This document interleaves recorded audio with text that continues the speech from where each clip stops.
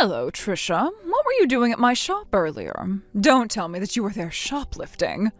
What? No, I was just looking at some cakes. Besides, I made a purchase. I would never shoplift. What? But you're the poorest person in our town, right? You can't afford our high-end cakes. I know that you were trying to steal them. What do you mean, the poorest person in town? I don't care if you call me poor or rich. But I can't have you making false accusations that I was trying to steal the cakes.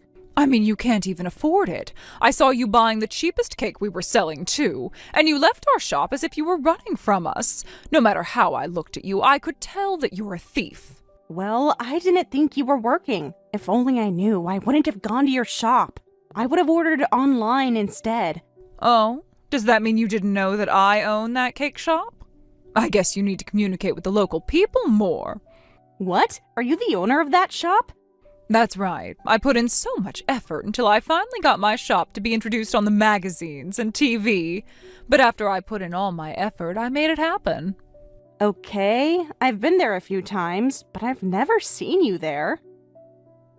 Look, do you really think the owner will always be at the front of the house? Of course I hired employees. One of my part-time workers happened to call out sick today, and that's why I was there. Okay, I see. I had no idea. Did you say you've been at our shop a few times? I see. Well, that must be why my sales were looking a little strange. Huh? What do you mean by that? You must have been stealing. The cookies that are outside the sneeze guard are easy to steal. Oh, give me a break. I would never do that. You can't accuse me without any evidence. I have evidence. It's the fact that you're poor. But I guess it can't be helped. No matter how poor you are, you still have to manage to live. You're a single mother with a child. You're in a situation where you had no choice but to steal. No, I said I didn't steal anything. It's true that I'm a single mother. But we're not in a deficit to the point where I'd have to steal from others. Well, this conversation won't go anywhere. But what I want you to know is that I understand you, so you don't have to be scared. No, I'm not scared of anything. I just want you to stop accusing me of stealing. Okay, fine. Anyway, please don't come near us, okay? Just like how you're in a dire need to steal, I can't afford to have my products stolen. You understand, right? If you're going to steal, I'd like you to steal from others. Why do you hate me so much? What? I don't hate you. I'm saying this for your sake. You're lying. You're just trying to make me a thief. Oh, you're just victimizing yourself. I only want to live in this town safely, and if there's a criminal among us, we can't keep order. A criminal? This town is known as a high-end residential area. There are a lot of expensive standalone houses, right? Yes, I know that. So what? And among all of us, you're the only person who lives in an old apartment. To add, you drive a cheap used car. Whenever you're picking up your child, you look like a peasant. Well, different peasants wear different things. But you're always wearing gray clothes. All peasants wear gray clothes. Not only are you assuming that I'm a thief, you're also assuming that whoever is wearing gray is a peasant. To add, you're always wearing cheap clothes. This is why everyone's afraid of you. Afraid? Why? Is it because I'm wearing gray, cheap clothes? I'm sure you're aware.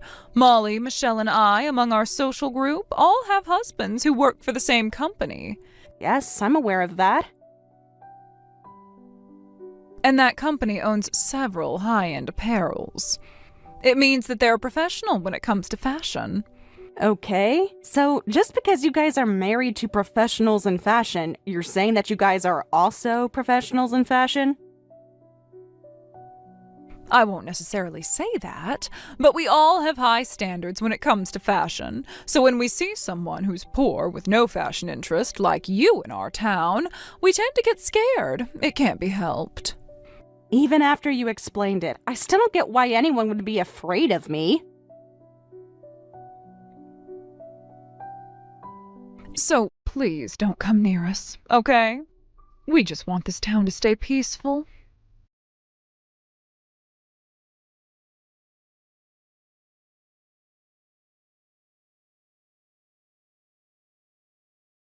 What? Are you not coming? Who cares? You should come. Sure, Kelly will be there, but who cares about her? I care. She even said not to come near you guys. She treats me as if I'm a monster who lives in this town. Well, I guess she can be too prideful in her own ways. She tends to lie all the time because she wants others to respect her. So it's just a waste of time to be taking her words seriously. I knew she keeps lying, but she treated me as if I was a thief the other day, and she insulted me so badly. She even said that she understands my struggles, and I was shocked to hear her say that. I get it. She wants to look like a wealthy person who's sympathetic with poor people. She's always talking about it, like the donations she makes. I don't even know if she's telling the truth, though. Michelle, why does she like you so much? You live in an apartment too, right? Well, that's because our husbands work for the same company. Besides, I'm great at communicating, unlike you, Trisha. I have a likable personality. I envy you. I've been trying my best to be cheerful too. It's because you're an introvert. You're not very approachable. I can see why others struggle to get along with you. I see. Coming from you, it's probably true. I'll try harder. But I don't think it's fair for you to be treated like this, though. I know that you're a kind person. Kelly is only targeting you because you seem to be introverted and she thinks you'll never retaliate. So it's nothing for you to be ashamed of. Really? Thanks. Yep, Kelly just tends to look down on everyone around her. She wants to be in control of our social circle. I don't even know how she comes up with that thought. So you should join the New Year's party. You just have to stay confident and I'll protect you if anything happens. It's a good opportunity to get right back at Kelly. Get right back at her? That's right. Trisha, you're the CEO of the company that our husbands work at. If you use that information, since no one else knows, you'll get to retaliate. But I'm not sure if I should mix up personal matters in a professional setting. Don't worry, we'll just make her shut up. You just have to make sure you don't end up abusing your power as the CEO. But I'm not sure if I should say it. I've become the CEO only recently, too. But Kelly always says things that shouldn't come from her own. If you're going to crush her into pieces, you need to understand her personality and get right back at her. I feel like I'm in an RPG. Trisha, you can't just let her keep treating you like this. Let's make Kelly shut up. Yeah, I've always hated how she talks to me. I'll try my best. Stay calm and consistent with your demeanor. Good luck.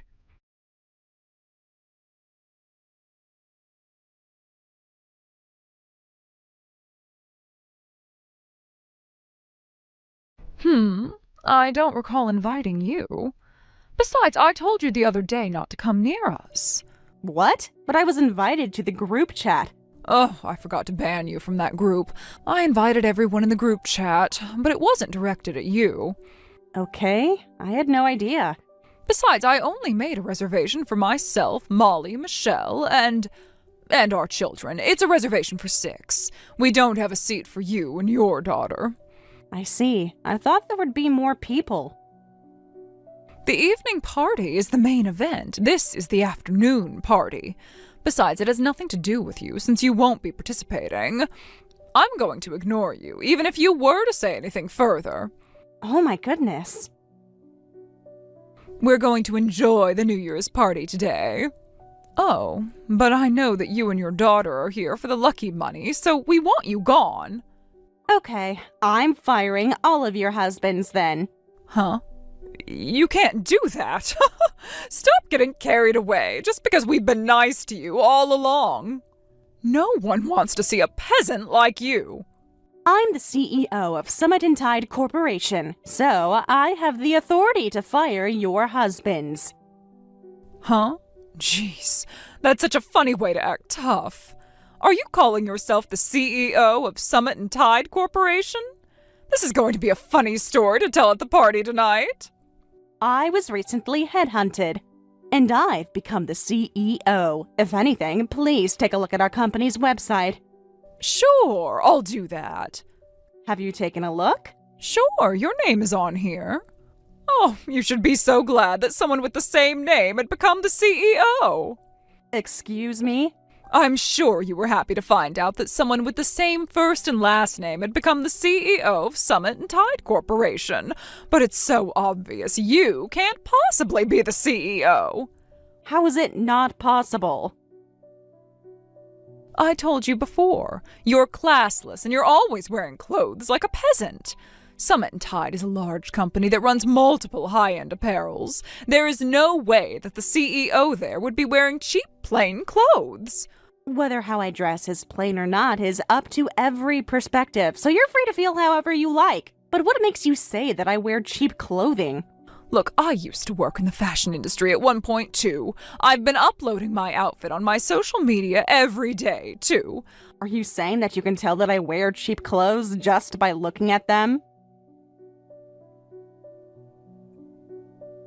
I could tell what kind of material is being used in your clothing just by looking, and I can also tell whether you're wearing anything from high-end brands. The coat that you were wearing earlier, you must have bought it on sale at a department store. What? No, it's not. Regardless of where you bought it, I can tell that it's from a cheap brand. I can't believe you have the guts to wear that coat as you walk on the street. Here's the coat that I was wearing earlier. Let me send you the link.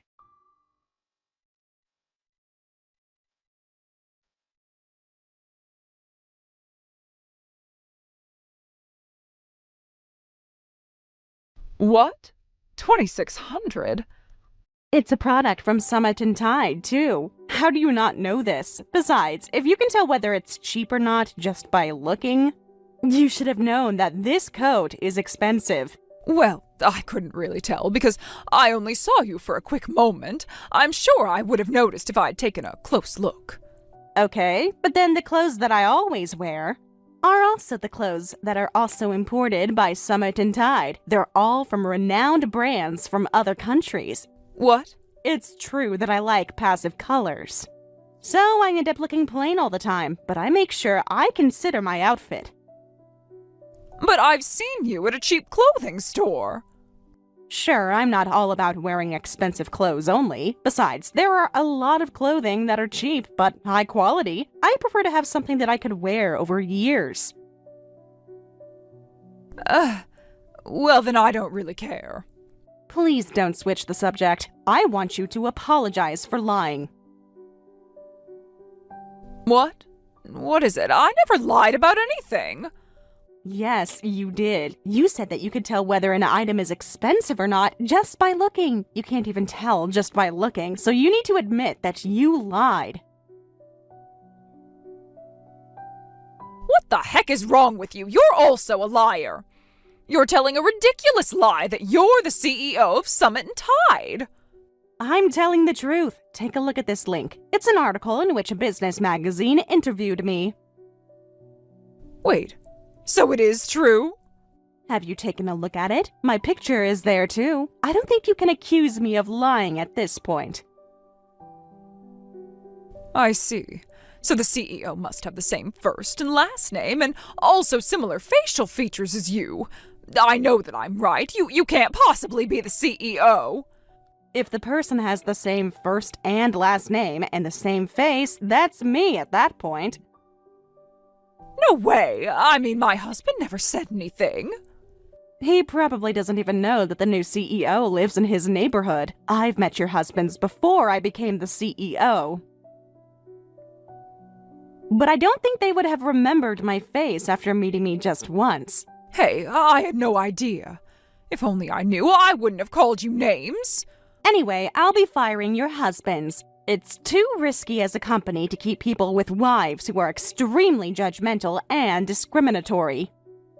Wait, I said I had no idea. It was your fault for hiding it all along.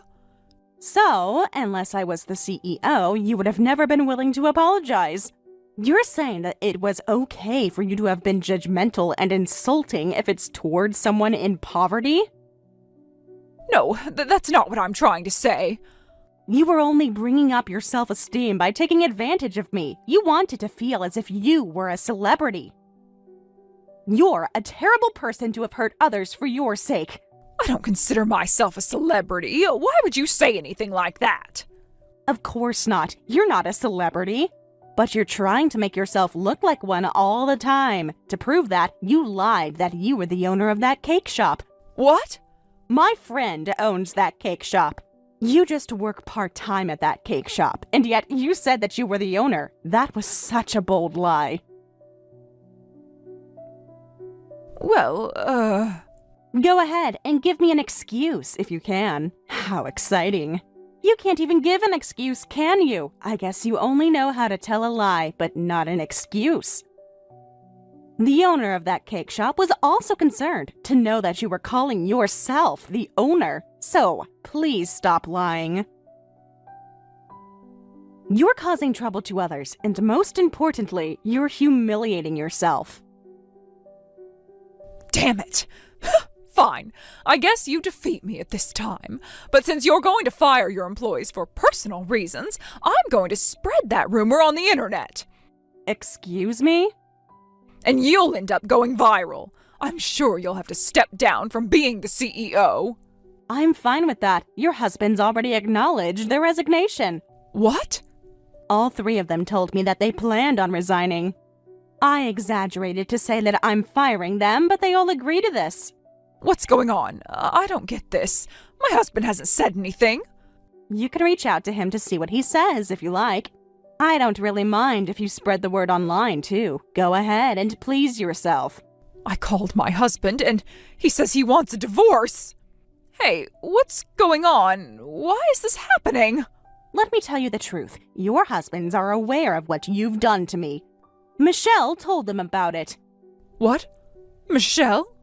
That's right. Michelle is my childhood friend. She decided to reveal what you have done to me, along with my true identity. They decided to voluntarily resign after feeling ashamed of what their wives had done. But I prefer not to lose the manpower, so I first declined their resignation. So, when you said that you were going to fire them... It was just for the show. They all agreed to this. I thought that I'd get to punish you by doing so. You better be kidding. What's wrong with all of you? I can't believe Michelle betrayed me. Yes, Michelle gave me the courage to do this, and I really appreciate her. Without her, I probably chose to just let myself be your target. I'm never going to forgive you for doing this to me. I still have other people on my side. I am going to retaliate against you for doing this. No, you don't. And we're canceling the New Year's party tonight, too. Please take a look at what's going on in our group chat. Huh? Everyone left the room. Everyone's been sick and tired of you. Michelle helped me out, and they all decided to boycott you. I envy Michelle for being so powerful to have given everyone the courage to do so. I don't care about that. They can't just boycott me like this. Yes, they can, Kelly. You're a criminal. What? The owner of that cake shop talked to me the other day. She said that one of her employees had been stealing her products. What? So, she decided to install a surveillance camera in the back. And, Kelly, you would know what she saw. A surveillance camera? Oh, God. I couldn't believe it after you called me a thief. So, Kelly, I'd like you to leave this town. What? Why do I have to leave the town? Work has nothing to do with our personal lives. I only want this town to stay peaceful. You are the one who taught me that this town won't stay peaceful when we have a criminal around.